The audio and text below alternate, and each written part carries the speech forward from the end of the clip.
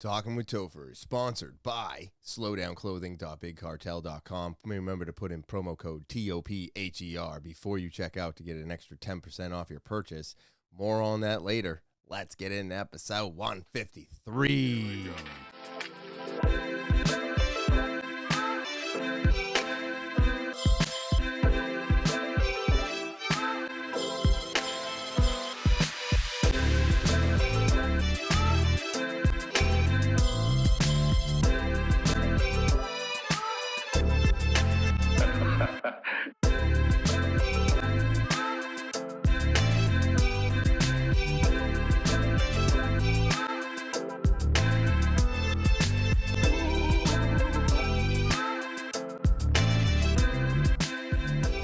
What is happening, TWT fans? It is so good to be back on this March 9th, 2023, and I'm so glad to have you all here with me. How is everything going? How has your week been? I can't wait to get into everything that I need to get into, but before I start anything today, let me start off by saying thank you. Thank you for subscribing. I want to thank all my subscribers. It's the most important thing that I ask everybody to do, so I thank you all for doing it. You help support the podcast, and you all keep me coming back here week after week.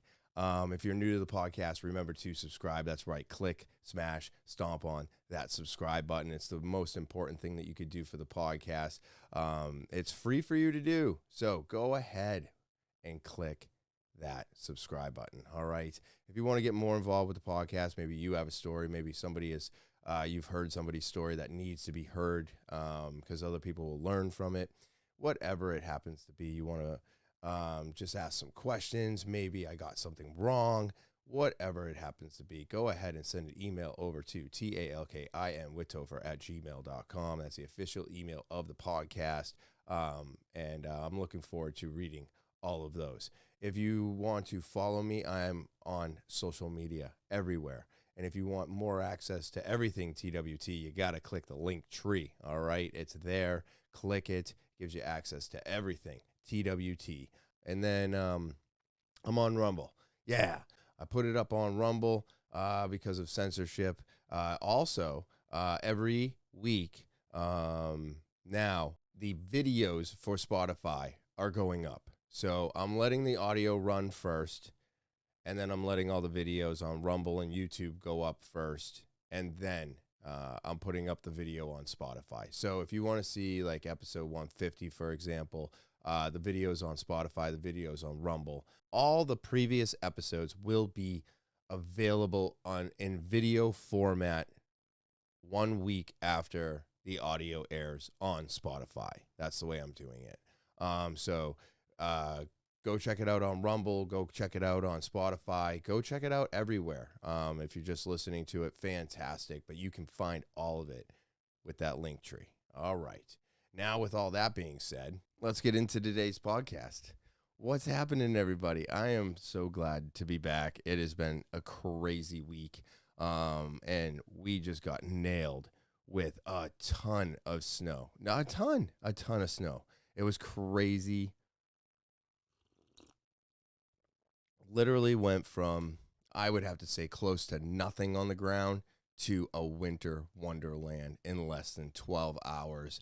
I think I started cleaning up the snow at like 7:30, and I was done by like 10:30, 11, and then I went back out around 1 and finished up around like 2:30 or something. It was wild, but as the snow stopped, the sun came out, and I was one of the first ones on the street with a solid black driveway. I was so excited.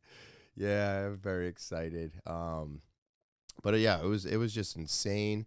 And, you know, I thought I had fixed my snow thrower, and it turns out that unfortunately the cable I purchased was incorrect. Now, the guy that's training me has been up my ass about fixing my snow thrower. He's like, "You're never going to be able to shovel all of this. Never." And I'm like, "Yes, I know. I got to fix the snow thrower." So I looked up a video that morning, right? And I'm like, I'm going to fix it. No problem. I looked up the video. It showed me exactly what I was supposed to do. I was all excited. I, I, I just needed to go do it. So I text him and I go, snow thrower's fixed. You know, it's going to be fine. I'm excited. And I realized that the spring that I did find on the ground did belong to the snow thrower. So I went out to dinner with my parents the night before, right? So Friday night, I go to, where the fuck did we go? Went to a Chinese food restaurant in Londonderry. Something Wok, Super Wok. Yeah, so I went there, met my parents and my sister and nieces and stuff like that, and we were doing dinner. And I was talking to my dad, and I was telling him about this cable issue. And he's like, if all else fails, just take a self-tapping screw to it and put it where you want it. And if you want to move it, adjust it and put it through again. And I went, it's not a bad idea. It's not a bad idea, but I don't want to do that because I got the cable. So we do dinner, everything. It's fine. I leave, and then here I am, early morning. Snow is crazy. We've already got like 6-7 inches on the ground here. I don't know what the totality was for Manchester. I'm sorry, but when I looked at the what I had on the ground, it was like 10 inches. But I think they're saying Manchester only got like 8.5, which is fine. I feel like they never say the amount that we actually got. It's always less than what I think it is, so that's fine. But what happened was I go out there and the cable is incorrect. So now I've already sent this message off to the person that's training me, and I've already told them that I got it fixed and it's good and everything's fine. Well, it wasn't. The cable was wrong, like I just said.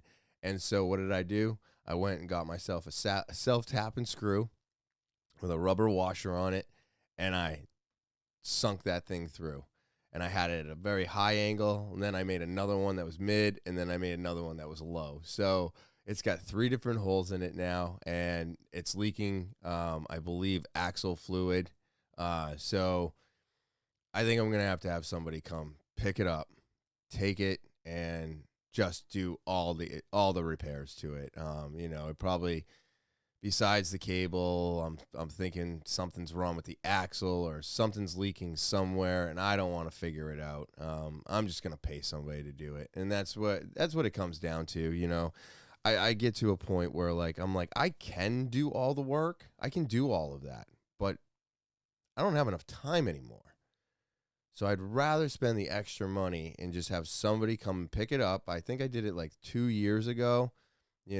Whatever, a couple $100, it's fixed, and I don't have to worry about it next year. So I'm going to do that, and I'm going to call them. I think I use Skill or something. They're right around the corner. It makes life easy. The guys come with a ramp. They pick it up. It's extra charge, but they're also going to fix it and then drop it off.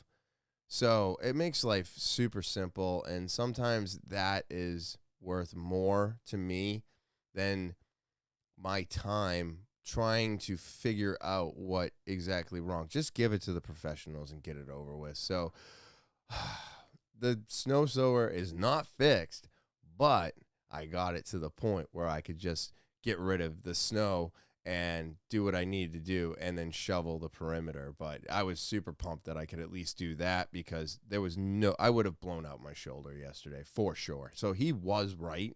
I definitely did not want to be shoveling all that snow, but I felt like I lied to him because I told him that the cable worked and it did not. So I guess I'm kind of airing that out now.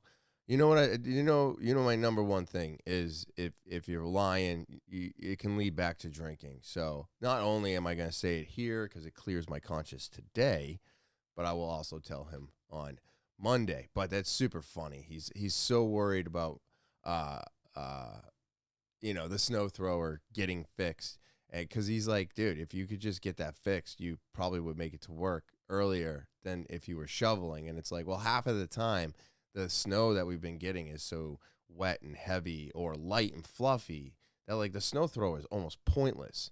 It has to be a good consistency. Yesterday was perfect for it. I mean, absolutely perfect. I chewed through that so fast and then shoveled around everything. But I just, I'm telling you, if something can go wrong, it will.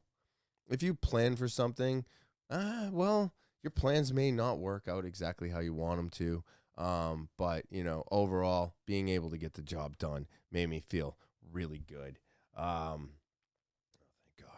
God. But yeah, so that happened. And then now we're getting ready to go to a baby shower. But before I talk about that, I was talking to a gentleman that has died 4 times.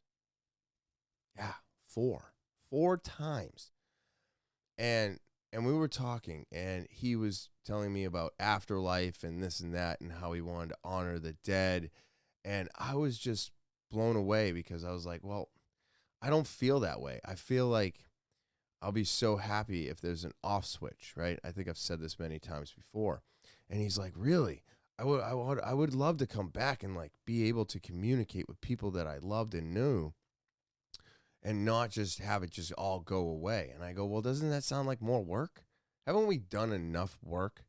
Don't you want to be done when the lights shut off at the end of this? I mean, I personally do. I know I grind every single day. I'm not getting up on time. I'm getting up a little bit later than I want to. I'm here recording now. Just all kinds of stuff that like I hold against myself, because I know I can do better, right? And I'm just trying to reshape the person that I am today. But, you know, I don't want to come back and haunt people or talk to them or see them. I just want to be gone. I feel like that is almost easier than coming back and maybe disrupting their grieving process, or maybe, somebody somewhere down the line, somebody gets used to you not being around, and then all of a sudden you're back as a ghost, and like they have to like relive all those feelings again. I almost feel like that's inappropriate. I don't even know if that's the right word. I feel like I don't know, it's just not the right thing, right? I mean, supposedly ghosts are scary, and demons are real, and I don't know. I don't really think that that is true. Just like if you were to take too much psychedelics, you're separating from your body in a sense, and you're not. You're just kind of separating your mind. And I don't think that allows anything in, even though people have talked about this. There's books written on it, and I'm talking like old books. We're not talking like new age books. We're talking old books about how psychedelics and stuff like that can lead you to opening up your soul or body to demons coming inside of it. And do I believe that some type of psychedelic could possibly alter the human brain to a point where the person is no longer that person? Yes, I've seen that happen. I know that can happen. I've only seen it with acid, not mushrooms, not DMT. But I don't believe that that was a demon that entered their body. I feel like they did too much of a drug that's man made, and it broke them as a person.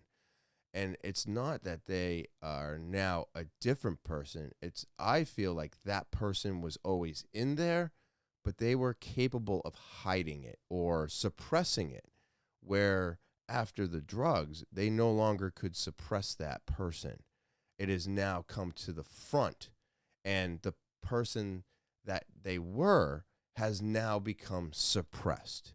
I feel like it's a flip.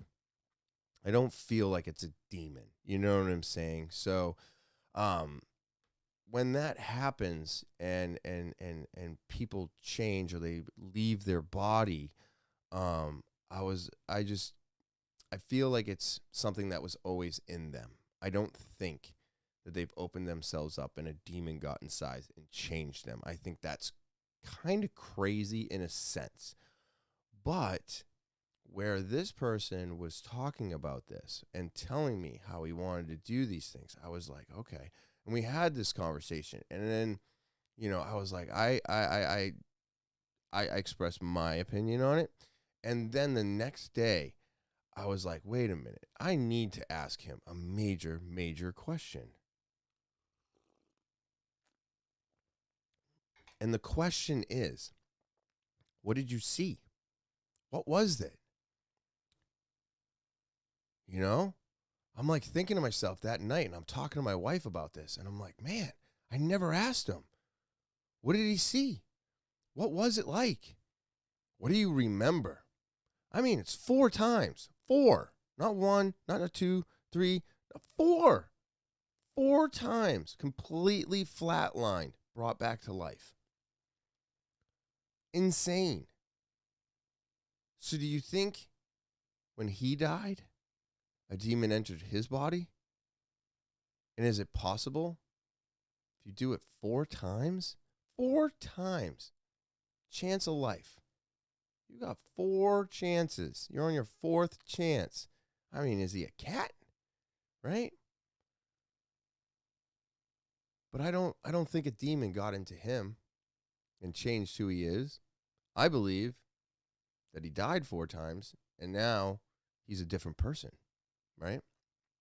So I go in the next day and we're talking, and I was like, dude, I have to ask. I have to ask. What was it like? What did you see? And I told him, I was like, I'm being honest. I'm being true. I am not trying to gaslight you right now. But we hear of so many people, right, that talk about this afterlife, or they were in the operating room and now they're hovering above their body and they can see themselves, right? I've heard all these stories. I'm like, well, this guy's got 4 experiences with this. 4. So had to have had something happen, had to have maybe 1 story, right? And then I was like, so with that all being said, did you ever see anything? What were your experiences? Right? And you know what he told me? The only thing he remembers is light coming back on and people hovering around him. He had no outer body experience. He had no hovering experience. He had no experiences. And I go, so maybe I am right. Because if the only thing that you remember from all of those experiences is the light coming back on, and then people above you, right? Because you're being saved, right? You're Narcan, whatever the fuck they use to resuscitate him after he died, you know.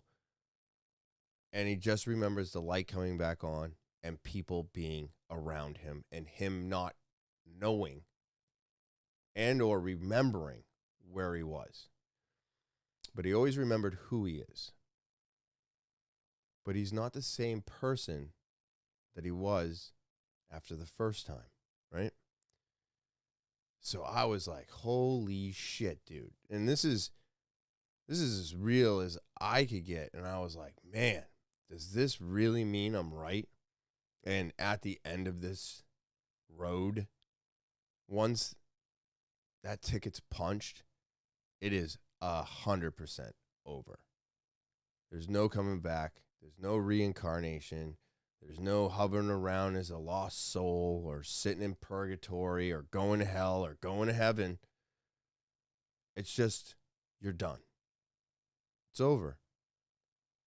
So I thought that was pretty intense.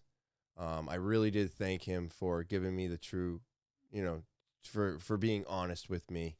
And being able to answer that question, I'm sure it wasn't something that he wants to think about, but I was something that I couldn't resist. I was like, man, I got to know. Don't you want to know?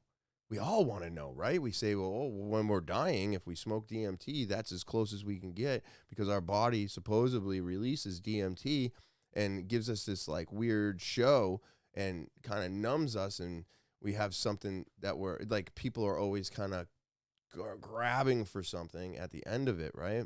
You're pointing at something, you're doing something, but there's nothing there. Supposedly, DMT is the closest thing you can get to getting close to a death experience. And this guy, dying 4 times is one of the only people I've ever met that would have something to talk about, especially with 4 different experiences. So when he told me there's nothing, I was relieved. I was. It wasn't some weird sci-fi movie. It wasn't demons and angels. It was just, no, I don't remember a thing. The lights came back on and I had people surrounded me, or people were surrounding me. Wild, wild, wild, wild. I mean, so crazy to think about that, it's just death. It's just death. I mean, we're all guaranteed it. It's not something that is not going to happen. You can't avoid it. I don't even think medical science, even 150,000 years from now, will have figured it out. We all won't be around by then, but we'll see what the next 25 years brings us, honestly. But going back to the baby shower, that's death, and now we're going to celebrate new life. And I mean, I have to be honest about this, because it's something that eats at me. And this is my own insecurities and my own issues, and that's fine. I get that. But I hate these things. I hate them. I hate baby showers so much. And you know what it is? It's not that I hate the baby shower. It's that it makes me relive all the things me and my wife went through, and the simple fact that we couldn't. And it's tough, and it's hard, and I hate it. Even the guy that's died 4 times has a kid. And boy, that bothers the shit out of me almost all the time. And this is just a constant reminder, I see all my friends, all their kids. They're now 4, 5, 6, because that's right around the time we were trying as well. And it's like now there's, more babies popping up, and a lot of them haven't been in the family. Other people are having kids still, obviously. But now it's in the family again. So there's a new baby shower, and it just brings back all those fucking memories that drive me crazy. Like, why? Just why? Why is it that something that seems so simplistic for so many, why is it such a pain in the ass for us? Why did it never happen? So I'm excited to celebrate life. I think it's great that, this is how it's done. And I think it's great that we have another niece or nephew to bring into the family. That's great. I want to honestly say that I think we're up to like 15 throughout, which is crazy, and I probably should be a better uncle and be more in their lives and stuff, but it's painful for me, and I don't know how to act around kids. I'm not good at it. I'm awkward. I don't know what to say, what not to say. So I guess I haven't been the best uncle, period.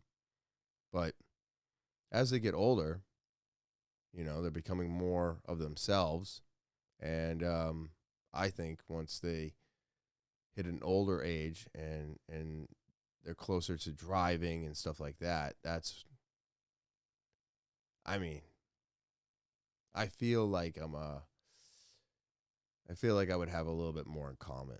But now, with a couple of my nephews hitting 15, 16, I'm like, oh shit, I am more disconnected to them than I ever was.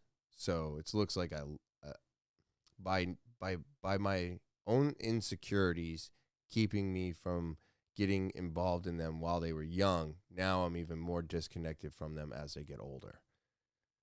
So I actually shot myself in the foot, in a sense, you know what I mean? So I've been thinking about that a lot too, and I'm like, fuck, man, they were here, but I didn't have time, and I still don't have time.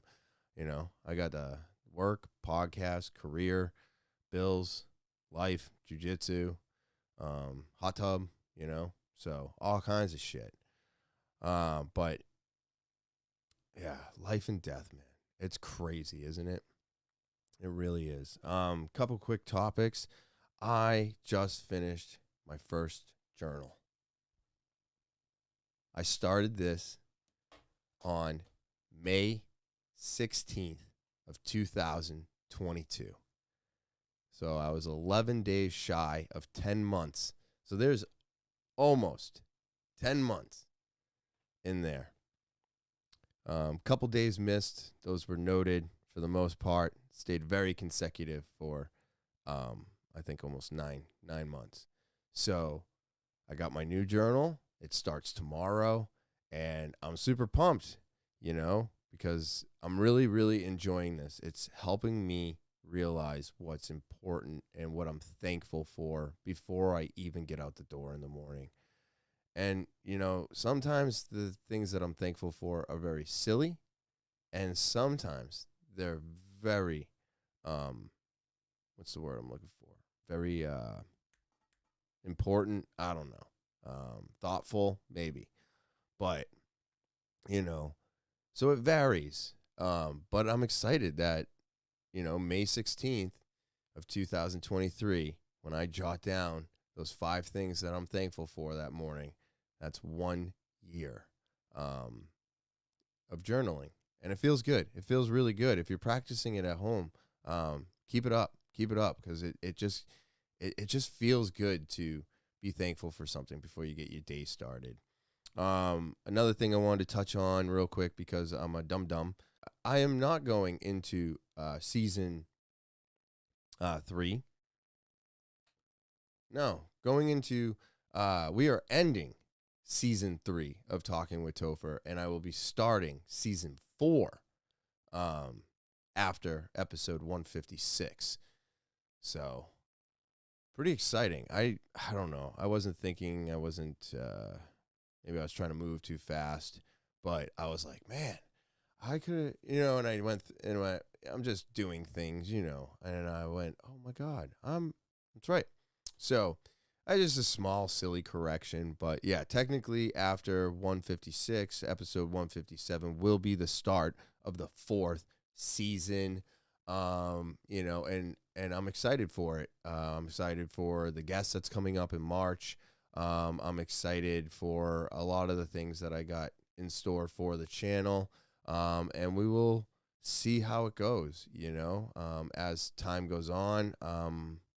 Probably going to be doing more and more of my position, and I'm going to probably have to find different times to put these things together and or have guests on.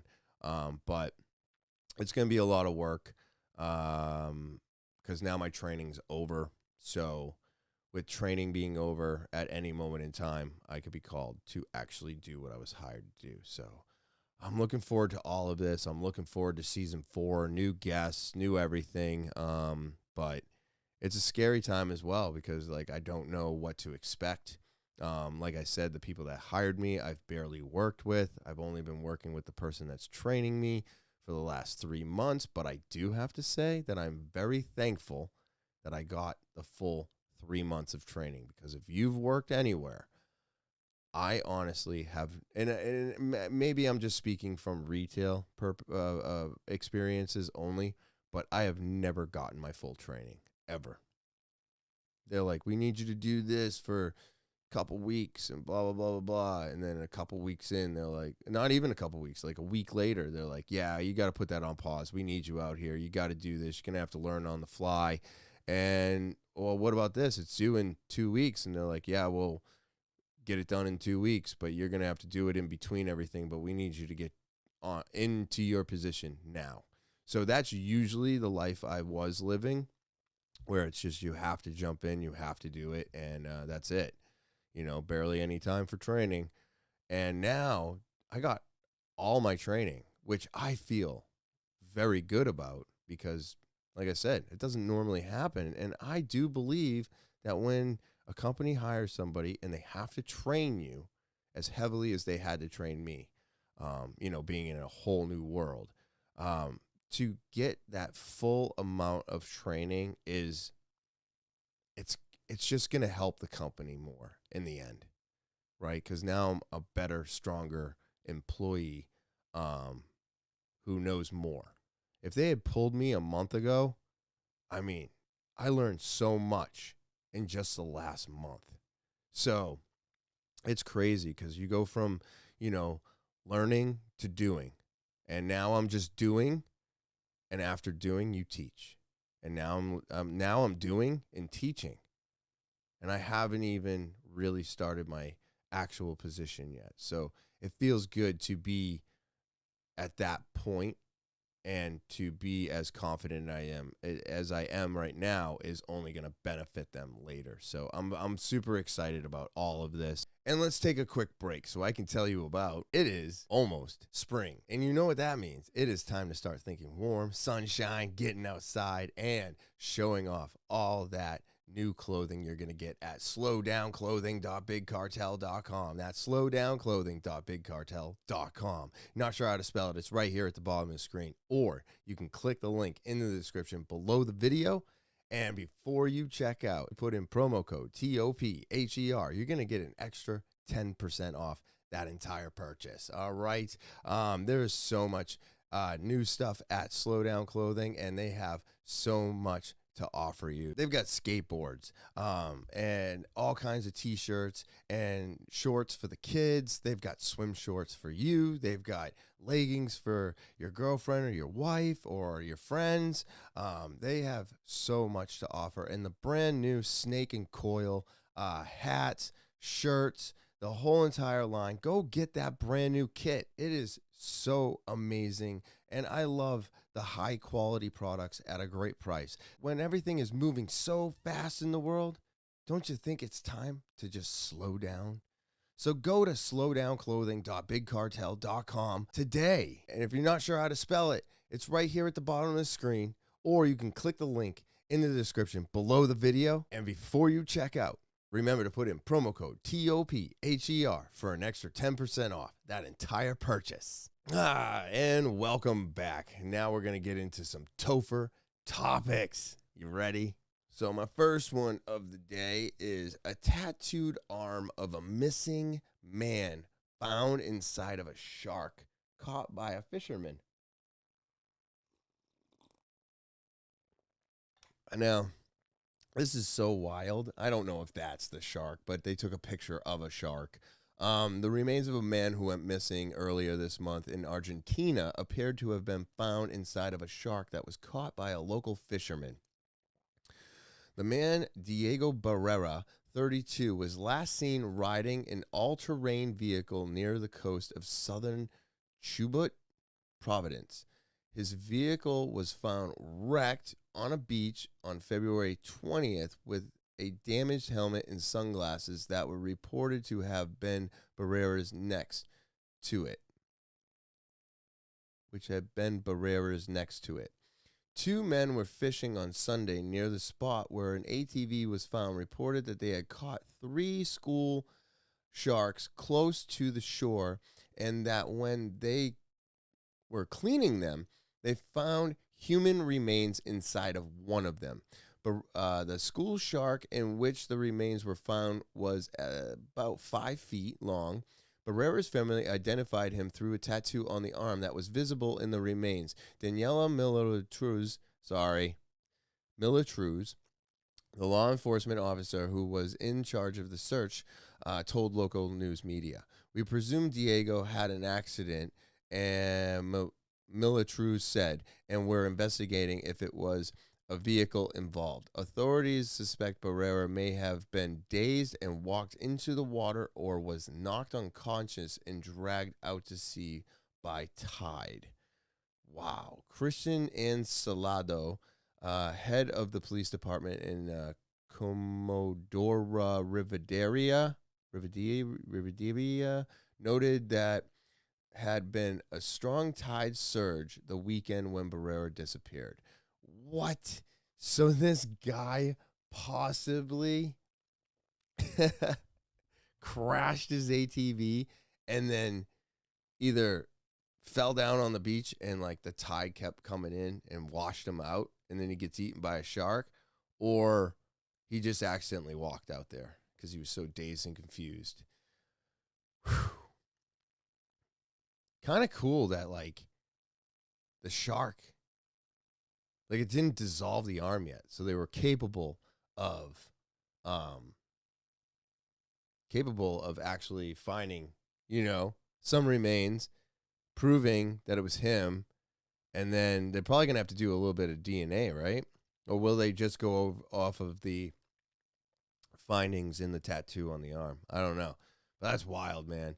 You're like cutting open a fish. You're like, yeah, I'm just going to go fishing. Got some nice sharks here. Is this an arm? Dude, I got an arm inside the shark. Oh, shit. We should probably call the authorities, right? I mean, what do you do at that point? I wouldn't touch anything. Crazy shit, dude. Crazy shit. All right, so the DA is ready to charge businesses, for Delta 8 THC. What? Does anybody else know about Delta 8 THC? Because Delta 8 THC is, legal. Yeah. Yeah, just to let everybody know, Delta 8 THC is a hemp product, and I'm fighting with my computer right now, so it's always fun. It's always fun. Like I said, I need a new one. I know. But so just to let everybody know real quick, Delta 8 is a product that can actually get you high. It is an alternative. It is made from hemp. Hemp is legal in all 52 states of America. So guess what? You can't charge people. So I'm actually curious. I think this thing is like 20 seconds long. Let's find out what they're going to do, because this is sounding retarded to me.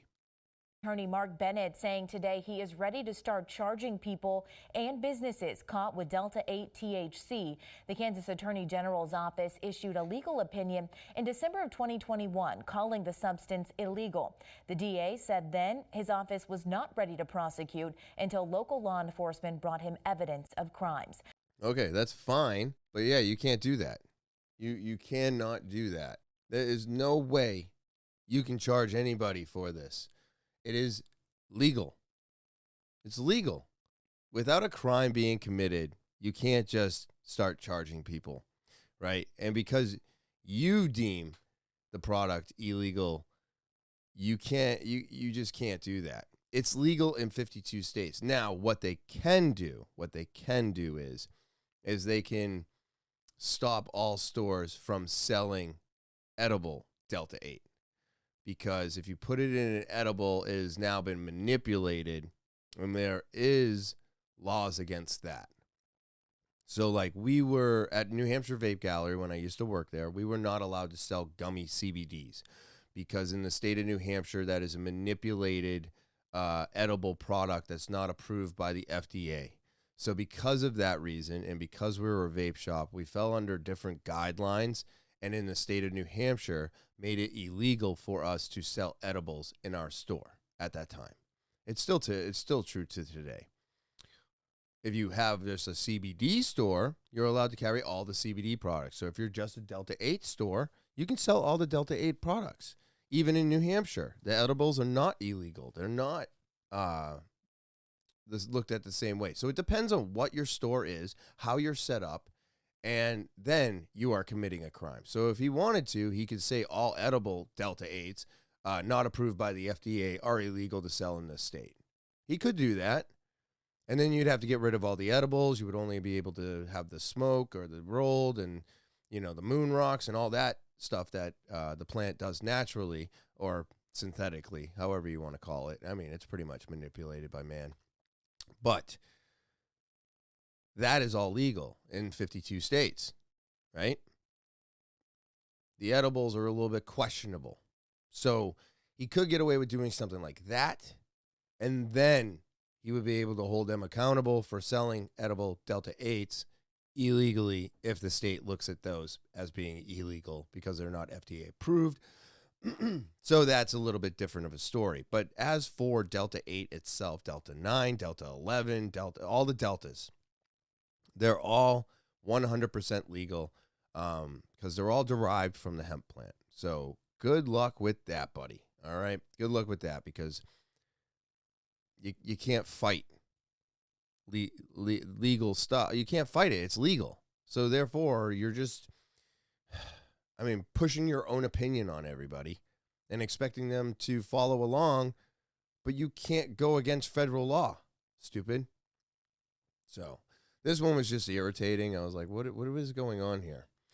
So study offers concerning insight on how daily marijuana use can affect the heart. This is pretty cool. There's a few things going on with marijuana right now, especially with daily use and dabs and stuff like that. I guess some people are getting extremely violently sick, and they keep going to the doctors and they say it's like the gallbladder or it's nausea or they can't help them because they can't figure it out. And what I've learned is you're having an allergic reaction to marijuana. So stop smoking it. And I bet you all of your symptoms will subside. Yeah, it was crazy to find out.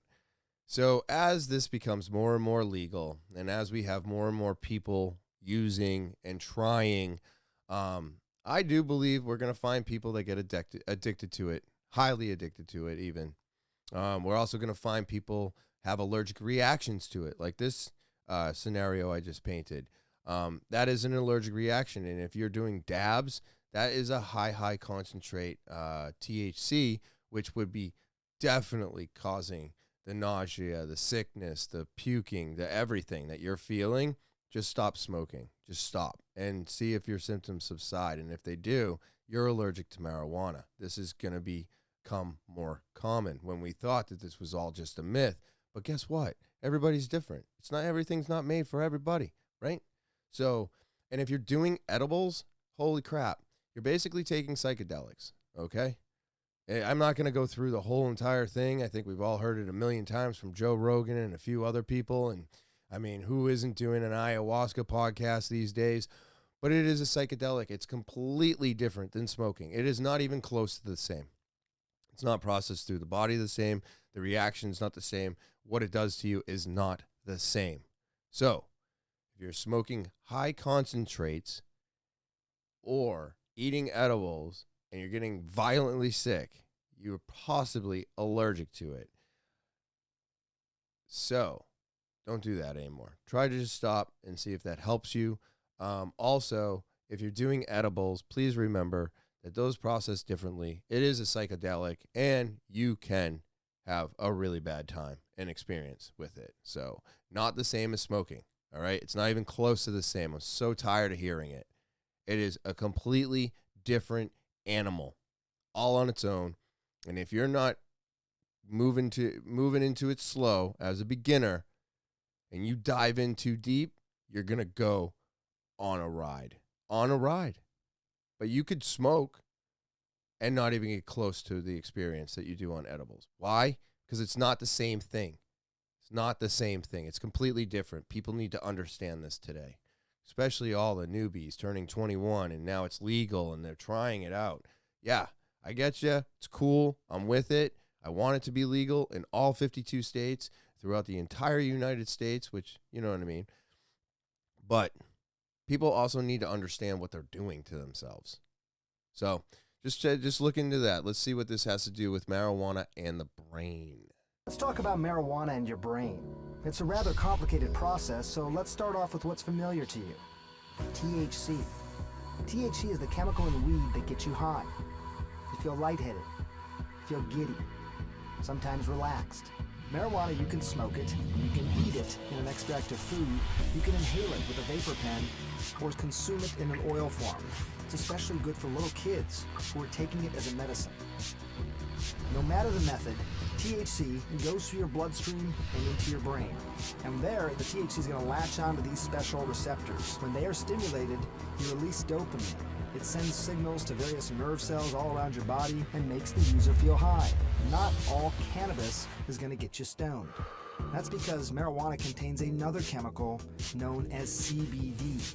That's cannabidiol.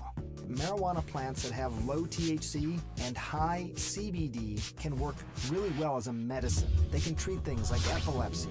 It works because the CBD chemical can quiet excessive electrical and chemical activity in the brain. I know this 3-year-old girl who went from having 300 seizures a week to 2 per month after her parents gave her cannabis with high levels of CBD. When it comes to marijuana, there's some 500 different chemical compounds. All these compounds work together. It's something known as the entourage effect.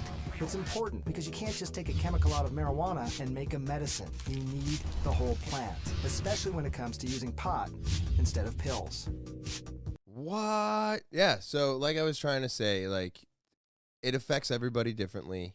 THC and CBD are two different things. And when I've even experienced, when I worked at New Hampshire Vape Gallery, I experienced a kid who had something. I don't know. I'm not even going to pretend like I know what I'm talking about. But just yelling, screaming,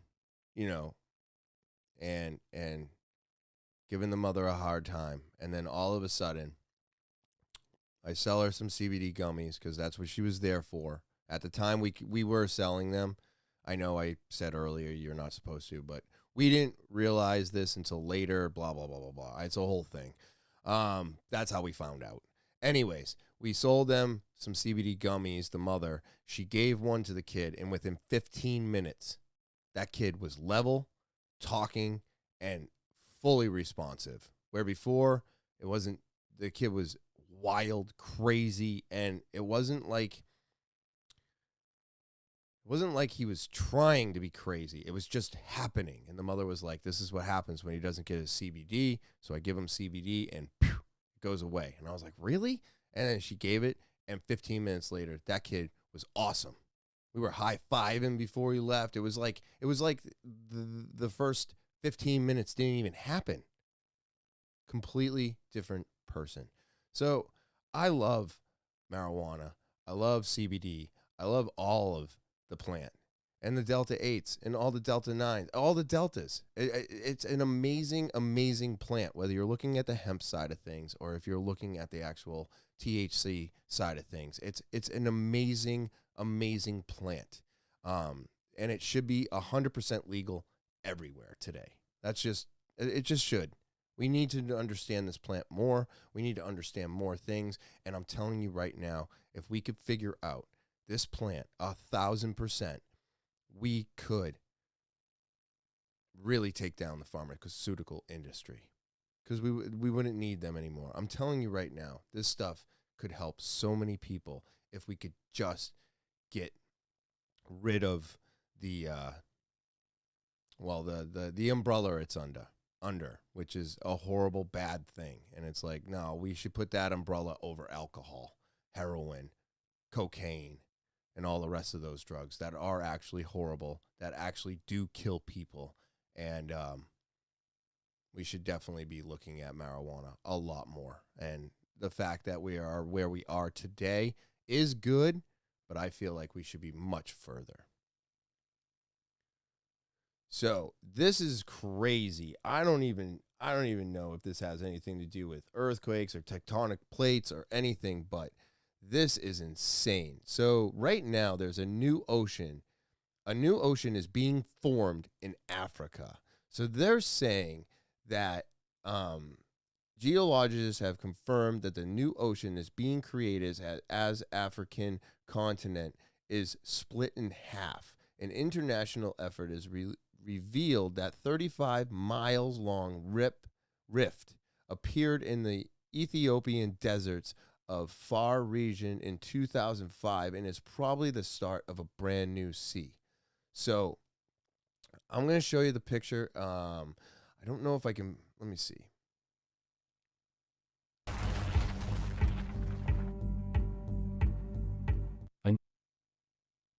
So here we're seeing like lava. This thing is 10 minutes long, but you can see the breakage, right? And that's the Grand Canyon. So more of that lava. I'll have to add this. I will have all my links in the description below the video. But as you can see, when the volcanoes erupt and the lava hits, it reshapes the world. They're looking at a complete break and fallout from the tectonic plates. And this is the actual shift. So you can see here the plates. Those are the plates that are moving underneath Africa right now. And what they're saying is that these are going to split. And it's actually going to split up Africa to the point where it creates a brand new ocean. So let me see what they say. Due to this mantle plume resulting in rift valleys, there seems to be a close relationship between a large mantle plume and the formation of new continental rifts, and eventually two passive continental margins separated by seafloor spreading at ocean ridges. Similar to how the North Atlantic Ocean opened 80 million years long time. Extensional, divergent, collisional, and transform boundaries have long been known. The transition from one boundary to another is less clear. How can we determine when a rifting continent transitions into a brand new ocean basin? Not all continental rifts are created equal. Some rifts are unsuccessful and never lead to true oceanic spreading. We are not necessarily moving toward a new ocean just because we can see continental drifting. For instance, about 1 billion years ago. So right here, they're going to show the actual breakage right there. So that's the actual breakage, and that is how it possibly could happen, creating an ocean in between Africa.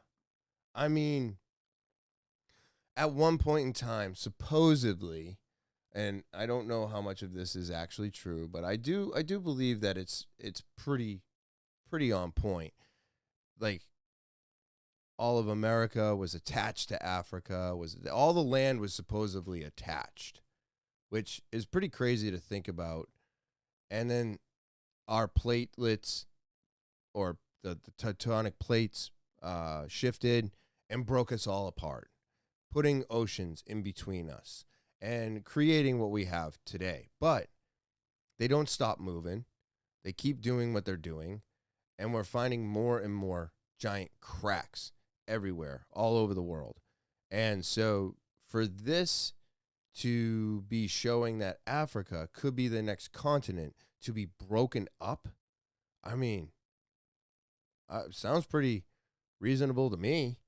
I mean, do I think we're going to see that? No, I'll be long dead before that actually happens. But could it possibly happen? Could more oceans, could more continents break up, creating more oceans in between them? And I mean, that would be wild, right? That one day Africa split into two. I mean, we don't know exactly how this planet is and how much of it we haven't seen it, right? So therefore we think of it as fairy tale or just story. But how much of it is actual and factual and happening every day all around us? I do believe that, like, this is something that really could happen. It's pretty crazy to think about, but yeah, go check that link out if you want to watch the whole 10-minute video. I thought it was really cool. This one here I liked a lot because, well, I'm a dog lover, and I thought this was really, really cool to see. But this officer saves his dog from a tornado. Now, that's a K9 unit SUV. Here we go. So the moment officer rescues police dog from car as a tornado strikes Texas City. So you actually see him coming out to the car, and then that fence is not supposed to be there. It is literally being blown by the tornado. Now he's getting into the car. I think he's trying to get the dog out, or maybe unlock it, or maybe the dog's like freaking out inside. You actually watch the tornado come in stronger and stronger. I do believe this fence is going to move pretty rapidly once the camera focuses again. There we go. The fence is now moved. The tornado is coming in. I mean, this thing's got sandbags and shit on it. It's not holding it down. So now he's got a fence in his way. He's got his canine. That tornado is coming through pretty strong. He has to run around the fence. The fence keeps creeping. It smacked him. And boom, he got the dog out of the unit, right out of the SUV, and made it into the police station just before the rest of the tornado came through.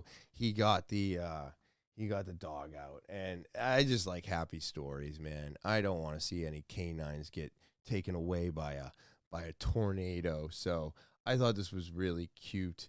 You know, I is it like a thing where you like park your car? And I thought we weren't supposed to leave dogs in vehicles, so I'm not sure why this dog was left in the canine SUV.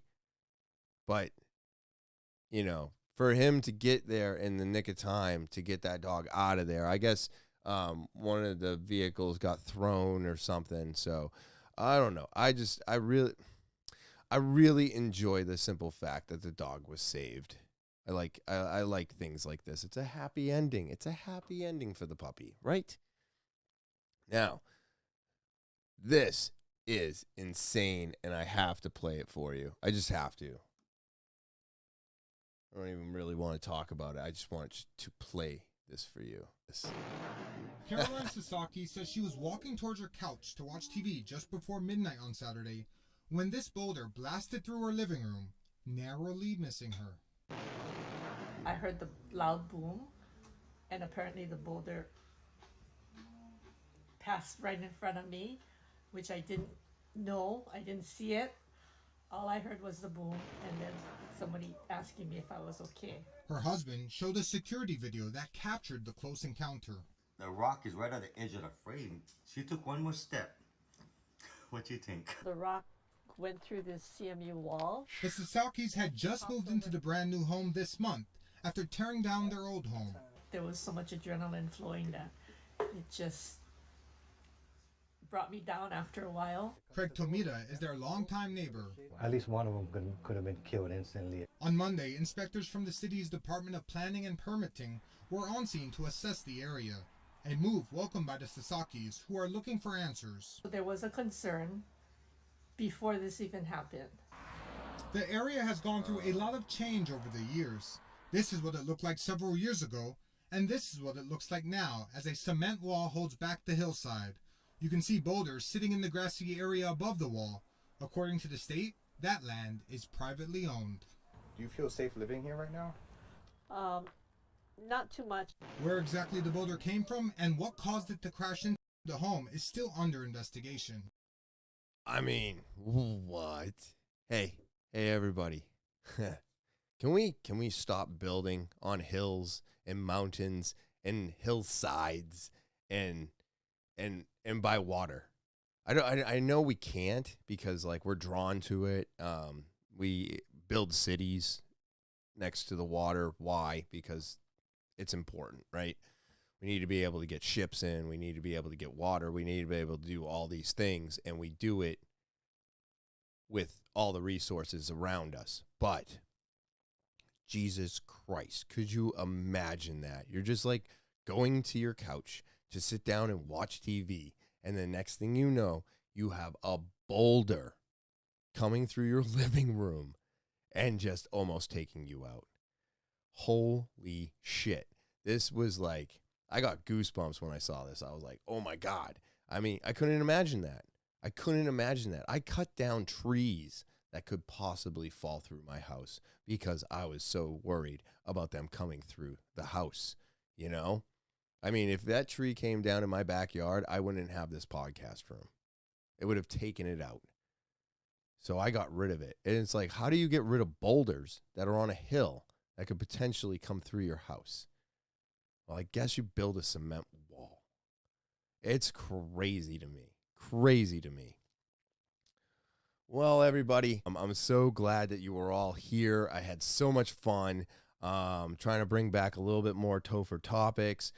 Get ready for the guest coming up either in probably a couple weeks. Definitely by the end of March, my guest will be here, recorded, and ready to air. So I'm very excited for all of this. I'm still putting in the work. I'm still going to have more guests. I'm still going to be doing all the solo podcasts. And I think I've got something else lined up for maybe June or July of this year. So lots happening. I'm trying to do the shorts a lot more, but it doesn't seem to be happening or fitting into my schedule right now. But I'm going to try and do more and try to get the channel popping.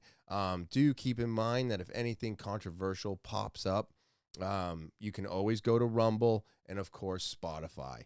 Those two places are not taking down any of my content, and they're the least they are censoring the least out of any platform that I use. So thank you, Joe Rogan, for Spotify not censoring us, and thank you to Rumble for just not censoring us. So thank you to both of those platforms for being a little bit more open to today's discussions that we all need to have. Thank you again to all my subscribers. I greatly appreciate you. You're what keeps me coming back here week after week. So thank you so much. If you're new to the podcast, remember to hit that subscribe button. It's free for you. This thing is not free to do, so go ahead and click that subscribe button. I'm trying to get to 200 subscribers. Let's go, people. I need a couple more. Please be hitting that subscribe button, all right? And then if you want to get more involved with the podcast, talkinwithtopher@gmail.com. Send an email. Maybe you got a story. Go ahead and send an email. I'll be looking forward to it. If you're going to send an audio or video, please make it under 60 seconds, and I will be looking for all of those. Again, you can send that over to talkinwithtopher@gmail.com. That's talkinwithtopher@gmail.com, official email of the podcast. And then, of course, Talking with Topher's on Rumble. That's right. Not getting censored, and it's amazing. And, of course, Spotify. The video will be up a week later, but you're going to get the audio first on Spotify, then the video after YouTube and Rumble. And then, of course, if you're looking for more TwT, you want to follow me, go ahead and click the link tree. All right, click that link tree. It's going to give you access to everything I'm doing, all the podcast platforms, everything TwT is in this link tree. So go in the description below the video and click the link. All right. And now, with all that being said, I hope you have an amazing rest of your Thursday. I hope you enjoy your weekend. And as always, I will talk to you later.